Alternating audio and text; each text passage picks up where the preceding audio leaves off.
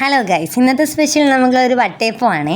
നല്ല പഞ്ഞിക്കിട്ട് പോലെയുള്ളൊരു സോഫ്റ്റായിട്ടുള്ള സ്പെഷ്യൽ വട്ടയപ്പം എങ്ങനെ ഉണ്ടാക്കുന്നത് നോക്കിയാലോ.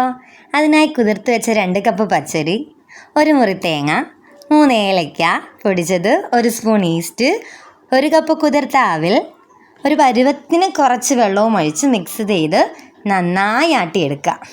ആട്ടിയെടുക്കുമ്പോൾ നമ്മൾ ശ്രദ്ധിക്കണം, അപ്പത്തിൻ്റെ പരുവം അത്ര വേണ്ട, കുറച്ച് വെള്ളം ഒഴിച്ച് ആട്ടിയെടുത്താൽ മതി.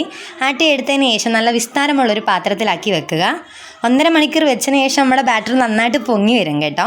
പൊങ്ങി വരുമ്പോഴത്തേക്ക് കുറച്ച് ബാറ്റർ എടുത്ത് മാറ്റിയിട്ട് അതിൽ കുറച്ച് ശർക്കര ആഡ് ചെയ്ത്, അടിയിലത്തെ തട്ട് നമ്മളൊരു ശർക്കരയും മേളത്തെ തട്ട് നമ്മൾ വെക്കുന്നത് പഞ്ചസാര ഒഴിച്ചാണ് കേട്ടോ. അപ്പോൾ 2 കളർ കിട്ടും, നല്ല വെള്ളയും കിട്ടും, ശർക്കരയുടെ കളറും കിട്ടും.